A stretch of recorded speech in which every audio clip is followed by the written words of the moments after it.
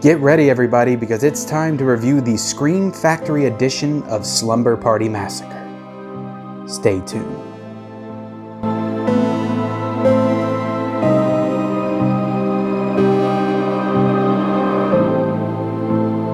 Hey everybody, and welcome back to the Mid-Level Media channel for my review of this Scream Factory release of Slumber Party Massacre. A random Scream Factory review. This is not new. It did not just come out. It is a 2014 release, but I did have some time over this past weekend. I was on vacation. I tried to go back and check out some of my back catalog of Scream Factory titles that I haven't got a chance to watch yet. And Slumber Party Massacre was one of them. I put out a poll on my YouTube community page. So if you are not paying attention to the community tab on my page, be sure to do so, because I do stuff on there where you guys get to vote for potential reviews that I do, like Slumber Party Massacre. I put like Prince of Darkness on there.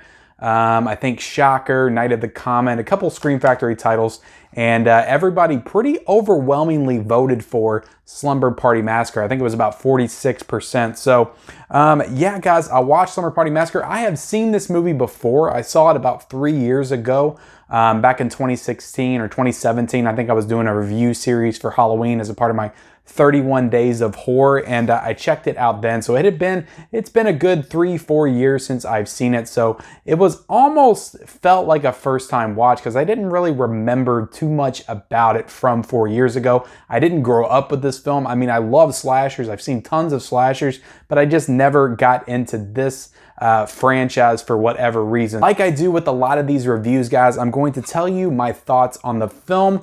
Not going to do an unboxing portion because I've already unboxed this. I had a video when I got the Scream Factory in where I unboxed it. Plus, there's not too much to show with this release. I will give a score to the packaging though. Then we're going to talk about the visuals. We're going to talk about the audio quality and then the special features. Before we get into all of that, if you are not yet a subscriber of the Mid-Level Media channel, please go ahead and hit that subscribe button. I do all kinds of great physical media based content on this channel where I review Blu-rays like this. I do physical media rundowns every week where I tell you all what's coming out in stores, what's been announced as far as new Blu-rays and 4Ks. I do weekly Blu-ray hunts in stores where I take you into the stores and show you all the new releases. I do live streams, live Q&A, just all kinds of great physical media based content on this channel that I would definitely love for you to come check out on a regular basis. Also, be sure to like this video, guys. Every single like will help this video out, help move it up through those YouTube algorithms and allow more eyes on my channel. I would definitely appreciate it. And also be sure to comment down below your thoughts on the film Slumber Party Massacre. Is it one of your favorite slashers of all time? How many times have you seen it? Have you seen it? Comment down below anything about Slumber Party Massacre and your thoughts. So let's go ahead and get into this review, guys, because this movie, this Scream Factory release, like I said, came out in 2014. It also does have a steelbook that came out in January of 2020, a really nice steelbook, actually, that's going for $25 right now currently on the Scream Factory Shout Factory website. It came out in 1982 and was directed by a female director, Amy Jones, starring Michelle Michaels and Robin Still, and tells the story of basically a girl that invites all of her friends over, her basketball teammates, for a sleepover, a slumber party, and the party gets invaded by an escaped mental patient by the name of Russ Thorne, who has a drill and is ready to kill. As you guys saw in the opening of this video, I took inspiration for one of the most iconic moments of the film when Russ is going towards them with the drill in the room. It's my favorite shot of the entire film, to be honest. So as for this movie, guys, look, I didn't remember liking it that much when I watched it back in 2017. I don't know what it was, if I just wasn't in the mood for this brand of slasher, but on this rewatch, I ended up really loving this movie quite a bit. And to be honest, this might be the most pure slasher film that I have ever seen. Like, it takes everything that makes slashers great, puts them all together, and just leans right into that genre, that subgenre of horror, and does a fantastic job doing it. It's just everything that you love about those slasher films from the 80s, just put all together in a blender, blended up and served to you in delicious slasher horror goodness. You got your nudity, you got your gore, just everything, your iconic killer, you know, the kills are fantastic. It's got so much slasher goodness in this movie, and I love it for that. And dare I say, it just might be the perfect slasher film. I don't know if there's one that can top it as far as like pure slasher goodness. I also just love the simplicity of the plot. There's really nothing to it. They're just characters, they're girlfriends, they're having a slumber party, and this escaped mental patient, where did he come from? They don't really explain it. He just shows up. Who cares? He's there to kill some teenage girls, and that is what his purpose is. So I love the simplicity of that plot. It just makes for a really easy, kind of free-flowing watch. You don't have to think about it too much. You just sit there and enjoy it, and it's just so much fun to watch. Also, some really solid direction, I think. There's some really interesting shots in this movie, just how the director kind of frames things up. In particular, like I said, that drill shot when he comes through the window at the end. I love the use of colors in the room as well. It's very interestingly directed throughout the film. There's a couple of shots I can point to. You can tell that this woman who worked with the likes of Martin Scorsese, Roger Corman, you know, she had a very rich history in filmmaking before she got to make this film. Her first film, by the way, that she talks about in the special features of this video, how she gave up a job working on the movie E.T. to take this directing gig, and how she doesn't regret it, and she thinks it's probably one of the best things that ever happened in her career. So yeah, the Slumber Party Massacre and E.T. both came out in the same year, 1982. So I thought that was pretty interesting. So I think she does a fantastic job directing this film. I don't know too much about her filmography and what she went on to do after this. I'm gonna have to look that up and see, because I just think she did a brilliant job just bringing all of the tropes of this genre together in just one really solid, really entertaining package and putting it out to everyone. So definitely gonna have to check out her filmography for sure. The score in this movie, guys, is great. Like, this honestly might be one of my favorite horror scores now. I've been listening to it. I was actually listening to it while I was prepping this review, just to kind of get myself in the mindset, in the mood for talking about this film. It's got this real like organ sound, synth wave. It sounds a little bit like Phantom of the Opera, a little bit. I love it. It just kind of pops in, blares in, and it just gives you that instantaneous horror feels. And yeah, it's just fantastic. Probably one of my favorite new horror scores. I can see myself listening to this in my spare time for sure, along with like Halloween and The Exorcist and stuff like that. The negatives here, guys, there are a few negatives. Obviously, the performances aren't great. They're not usually great in any slasher movie, so that's really no surprise.